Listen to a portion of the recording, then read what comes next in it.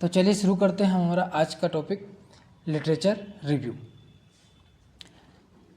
Literature review या review of literature.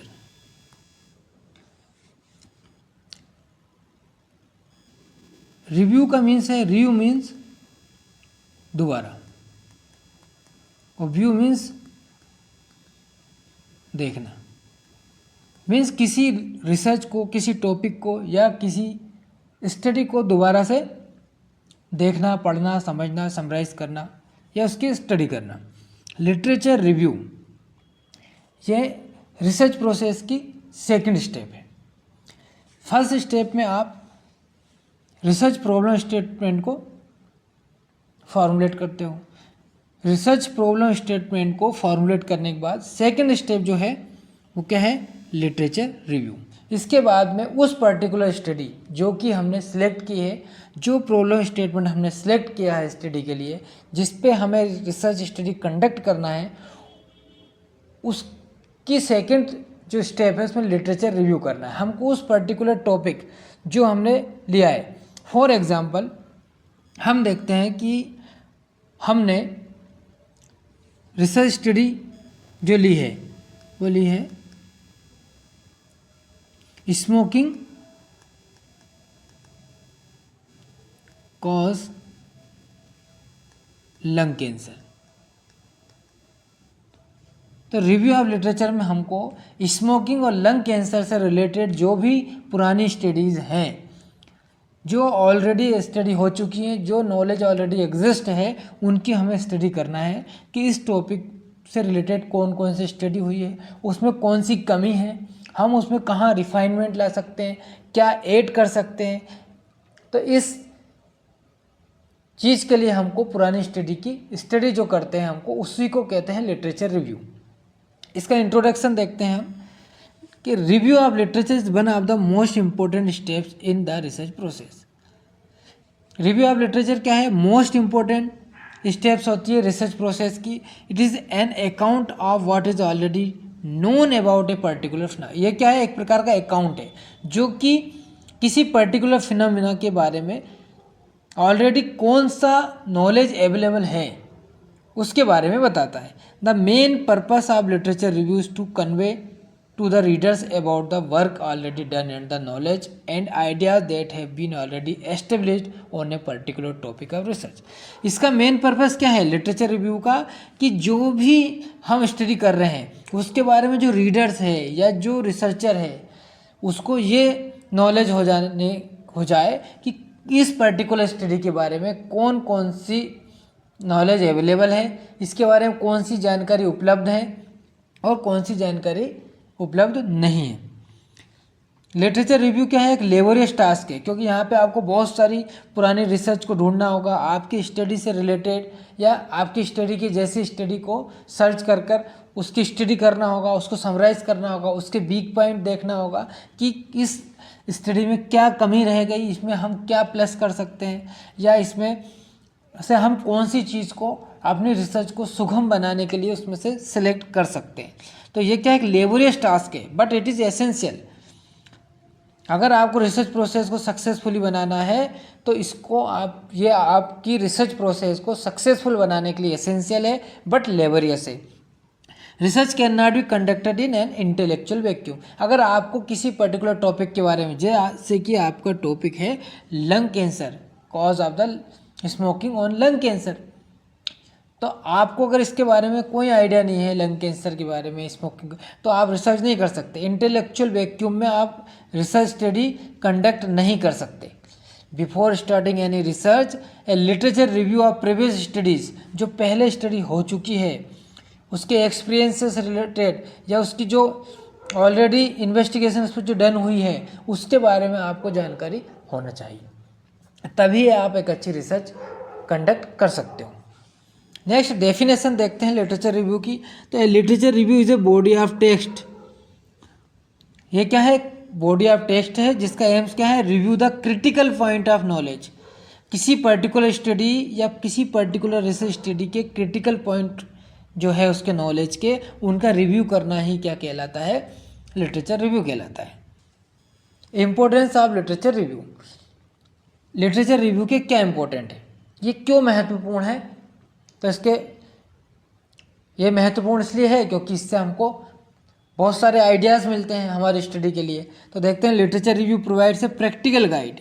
ये क्या है? एक प्रकार का प्रैक्टिकल गाइड है, या एक प्रकार का प्रैक्टिकल गाइडेंस देता है टू ए पर्टिकुलर टॉपिक, किसी पर्टिकुलर टॉपिक से related. Literature review also provide a solid background for a research study. Literature review हमें एक सॉलिड बैकग्राउंड देता है अपनी रिसर्च स्टडी को आगे बढ़ाने के लिए। पहला पॉइंट है identification of research problem and development और रिफाइनमेंट ऑफ रिसर्च क्वेश्चन। जो लिटरेचर रिव्यू है वो क्या करता है? आइडेंटिफिकेशन ऑफ रिसर्च प्रॉब्लम, आपकी रिसर्च प्रॉब्लम को आइडेंटिफाई करने में, उसको डेवलप करने में और रिफाइन करने में, रिसर्च क्वेश्चन को, जो आपका प्रॉब्लम स्टेटमेंट है या रिसर्च क्वेश्चन है, उसमें मदद करता है। Generation of useful research question और project activities for the discipline. ये आपके यूजफुल रिसर्च क्वेश्चन को डेवलप या जनरेट करने में, या उसके प्रोजेक्ट को जनरेट करने में, या एक्टिविटीज़ को जनरेट करने में मदद करता है। Orientation to what is known and not known about an area of inquiry to ascertain what research can best contribute to knowledge. ये क्या करता है? आपको ओरिएंटेशन प्रदान करता है कि कौन सा नॉलेज अवेलेबल है और कौन सा नॉलेज अवेलेबल नहीं है, किस चीज़ की आपको इंक्वायरी करना है, और बेस्ट नॉलेज कौन सा होगा आपके प्रोफेशन के लिए, आपके प्रोफेशन को इन्हेंस करने के लिए, कौन सा नॉलेज उसमें बेस्ट कंट्रीब्यूशन करेगा। इस चीज़ से ओरिएंटेशन कराता है आपको literature review. Determination of any gaps और inconsistency in body of knowledge. अगर नॉलेज में कहीं इनकन्सिस्टेंसी है या वहाँ पर कोई गैप है, कोई कमी है, तो उसके बारे में आपको ये डिटरमाइन करता है, आपको नॉलेज अवेलेबल करवाता है literature review. Provides evidence that A selected research problem is of importance. आपकी जो भी रिसर्च प्रॉब्लम है जो आपने सिलेक्ट की है वो इम्पोर्टेंट है, इस चीज़ का जो एविडेंस है वो ये प्रोवाइड करवाता है, उसके एक प्रूफ, एक एविडेंस की तरह ये आपको हेल्प करता है। Next, discovery of unanswered question about subject. आपके सब्जेक्ट से रिलेटेड, कंसेप्ट से रिलेटेड या प्रॉब्लम्स के रिलेटेड जो भी क्वेश्चन है अनआंसर्ड है, जिनका क्वेश्चन पुरानी लिटरेचर रिव्यू में आपको या रिसर्च में आपको नहीं मिला, उसकी डिस्कवरी में, अनआंसर्ड क्वेश्चन की डिस्कवरी में कि किस क्वेश्चन का आंसर नहीं है, उसमें ये मदद करता है। और ये आपकी स्टडी को, जो पुरानी स्टडी को, उसको उसमें क्या ऐड करना है, क्या इंक्लूड करना है, क्या एक्सक्लूड करना है, उसके बारे में आपको बताता है। सैंपल और साइज और डिफरेंट स्टडी पॉपुलेशन। ये आपके सैंपल साइज के बारे में बताता है कि पुरानी स्टडी में आपका जो सैंपल साइज था उससे आप सैंपल साइज ज़्यादा ले सकते हो। पहले कौन सा थ्योरेटिकल या कंसेप्चुअल फ्रेमवर्क यूज़ किया गया था, और पर्टिकुलर स्टडी के बारे में कौन सा इससे रिलेवेंट या रिलेटेड थ्योरेटिकल या कंसेप्चुअल फ्रेमवर्क अवेलेबल है, उसके बारे में आपको जानकारी उपलब्ध कराता है। आपकी रिसर्च स्टडीज़ की जो उसमें जो डिज़ाइन यूज़ किया गया था, जो मेथड यूज़ की गई थी, उसमें उसकी स्ट्रेंथ क्या थी, उसके पॉजिटिव व्यू क्या थे और उसकी वीकनेस क्या थी, उसके बारे में आपको जानकारी अवेलेबल कराती है। Helps in development of research instrument. आप जो भी रिसर्च करोगे उसमें जो इंस्ट्रूमेंट, जो टूल्स लगेंगे, उनके डेवलपमेंट में भी ये हेल्प करती है। आप पहले लिटरेचर रिव्यू करोगे या पुरानी स्टडी की जो स्टडी कंडक्ट हुई उनके बारे में जानकारी आपको होगी, तो आपको आपकी स्टडी जो है उसमें जो जो इंस्ट्रूमेंट लग रहे हैं या जो टूल्स लग रहे हैं उनके बारे में, उनको डेवलप करने में आपको हेल्प मिलेगी। Identification of suitable design and data collection method for research study. आपको ये आइडेंटिफाई करने में हेल्प मिलेगी कि इस पर्टिकुलर स्टडी में किस रिसर्च डिज़ाइन को लेना है, या उसके डाटा कलेक्शन की मेथड जो है वो कौन सी इसके लिए सूटेबल होगी। इनका एक फ्रेमवर्क आपको मिलेगा, आपको एक आइडिया मिलेगा। इसलिए लिटरेचर ऑफ रिव्यू या रिव्यू ऑफ लिटरेचर इम्पोर्टेंट्स होते हैं। नेक्स्ट देखते हैं sources of literature review. Literature review के सोर्सेज कहाँ क्या क्या हैं और कहाँ से आप लिटरेचर रिव्यू को ले सकते हो।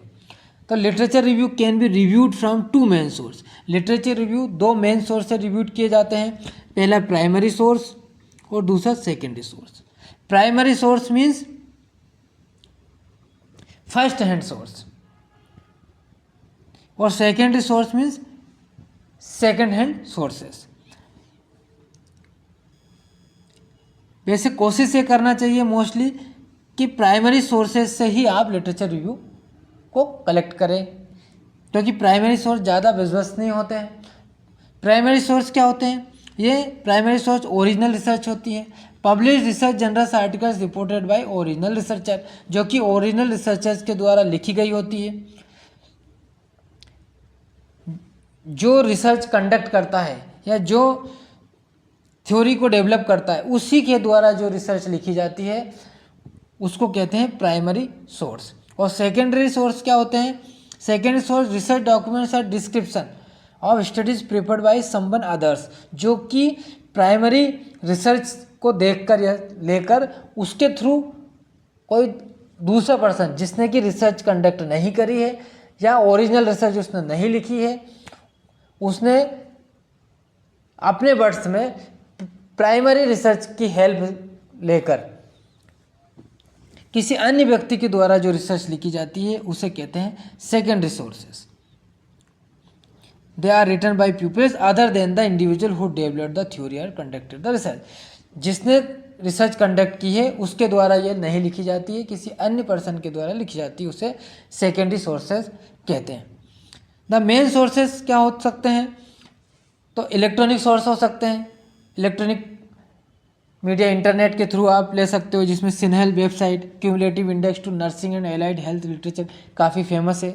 मेडलाइन से ले सकते हो, पबमेड से ले सकते हो, ब्रिटिश नर्सिंग इंडेक्स जो है, इन साइट से आप इलेक्ट्रॉनिक मीडिया के द्वारा आप लिटरेचर रिव्यू ले सकते हो। किसी बुक्स से ले सकते हो, जर्नल्स से ले सकते हो, या कॉन्फ्रेंस पेपर से। कॉन्फ्रेंस पेपर्स सेकेंडरी सोर्स भी हो सकते हैं और प्राइमरी सोर्स भी हो सकते हैं।